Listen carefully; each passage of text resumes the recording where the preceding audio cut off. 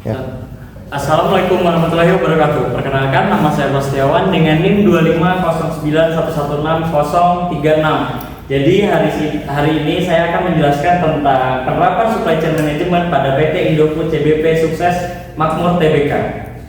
Oke, kita masuk. Nah, yang pertama kita masuk ke latar belakang. Latar belakang saya mengambil PT Indofood sendiri dalam pembahasan SCM ini karena yang pertama itu tentang persaingan bisnis, kedua supply chain manajemennya, ketiga pengelolaan aliran, dan memberikan penjelasan tentang manfaat SCM itu sendiri. Yang pertama, persaingan bisnis. Persaingan bisnis yang semakin ketat itu menuntut para perusahaan untuk menghasilkan produk yang berkualitas tinggi dan mampu untuk merespon perubahan pasar dengan cepat. Kemudian untuk SCM ini sendiri itu biasanya untuk digunakan mengelola dan mengoptimalisasikan proses rantai pasok bahan baku dari awal mentah hingga jadi kepada konsumen. Selanjutnya yaitu tentang pengelolaan aliran. Nah, di sini itu kita akan menjelaskan tentang produknya, informasi dan keuangannya melalui aliran-aliran yang ada. Kemudian itulah menjadi faktor penting dalam keberhasilan perusahaan di era globalisasi ini. Dan yang selanjutnya yaitu manfaat SCM itu sendiri. SCM ini akan membantu perusahaan meningkatkan efisiensi operasional dan memperkuat daya saing di pasar yang kompetitif. Lanjut, sebelum kita masuk ke dalam pembahasan, kita masuk tentang profil dari perusahaan itu sendiri. Yaitu dari PT Indofood ini sendiri adalah perusahaan FMCG yang terbesar di Indonesia dengan reputasi yang global. Nah, untuk FMCG sendiri yaitu kepanjangannya Fast Moving Consumer Goods.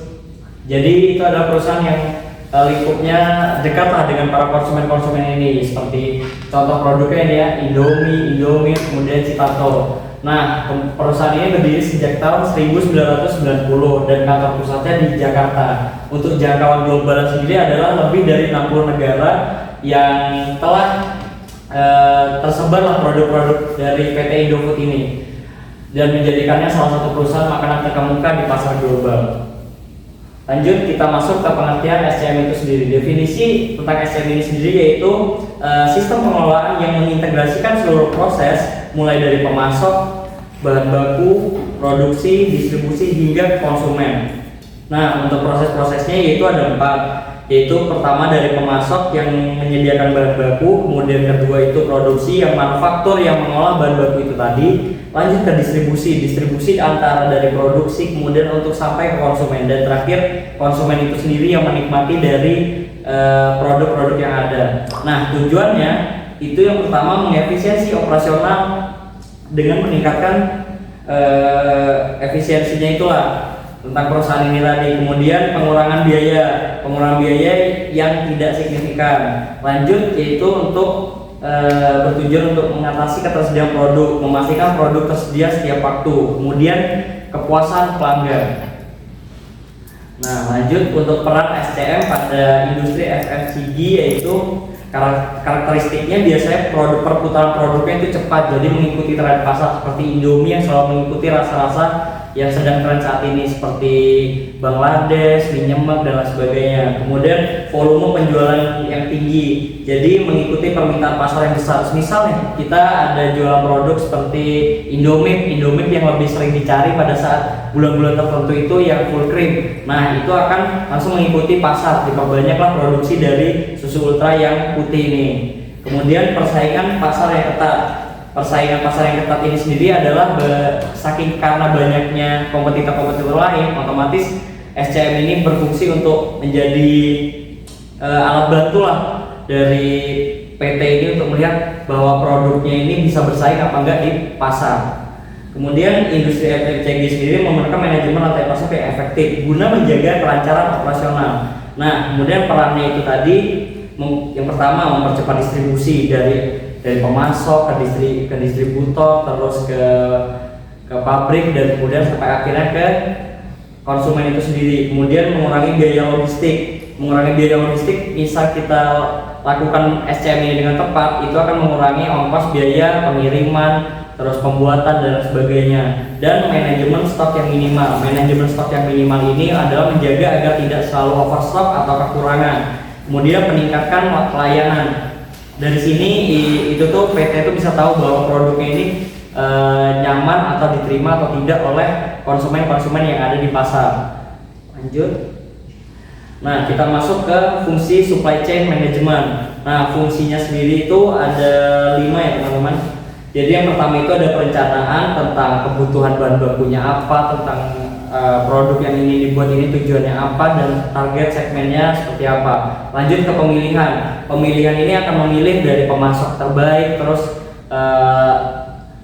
pabrik-pabrik yang sekiranya sudah melalui lewat standar jadi bisa dipilih. Kemudian retail apa saja tentang produk ini yang akan kita masukkan ke sana.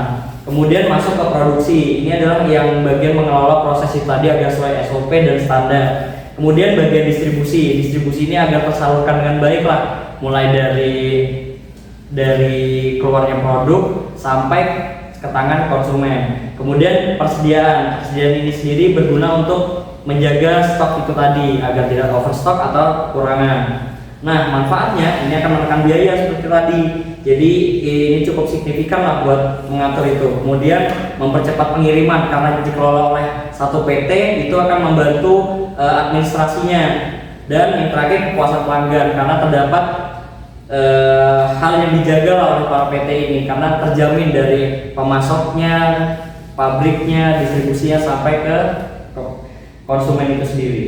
Lanjut, strategi dari SCM Indofood. Yang ada ini yaitu tentang integrasi rantai pasok. Nah, yang pertama dia ini menggunakan PT Indofood ini sendiri menggunakan strategi yaitu tentang integrasi menyeluruh dari pemasok bahan baku hingga distribusi akhir, menciptakan ekosistem yang terhubung dan efisien. Nah, ini yang saya sebutkan seperti tadi, yaitu dari awal pemasok hingga akhir itu saling menyambung.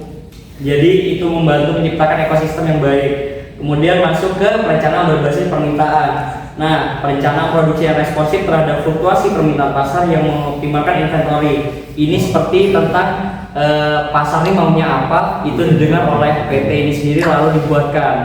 Nah, lanjut ke digitalisasi supply chain. Pemanfaatan sistem ERP untuk mengotomisasi dan mengintegrasikan seluruh proses bisnis secara real time.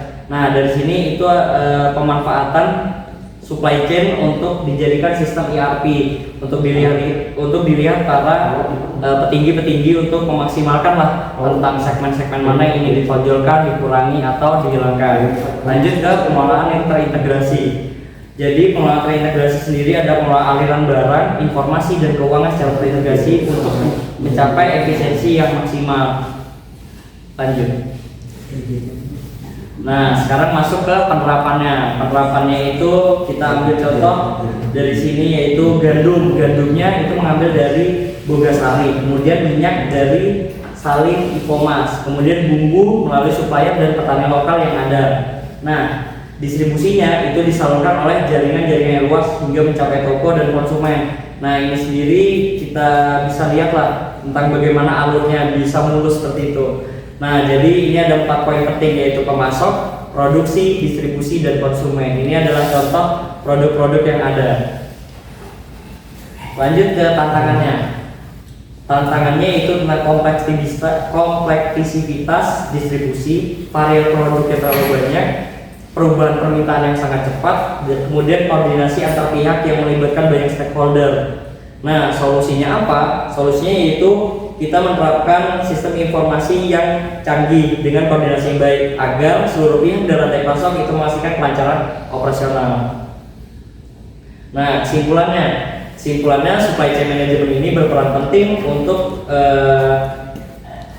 menjaga integrasi rantai pasok yang menyeluruh dari hulu hingga ke hilir. Kemudian teknologi informasi, sistem ERP dan digitalisasi. Kemudian yang terakhir perencanaan terstruktur berdasarkan data dan analisis yang diharapkan perusahaan mampu meningkatkan efisiensi operasional, menjaga ketersediaan produk dan mempertahankan daya saing di industri FMCG yang kompetitif. Sekian dari saya, terima kasih. Wassalamualaikum warahmatullahi wabarakatuh.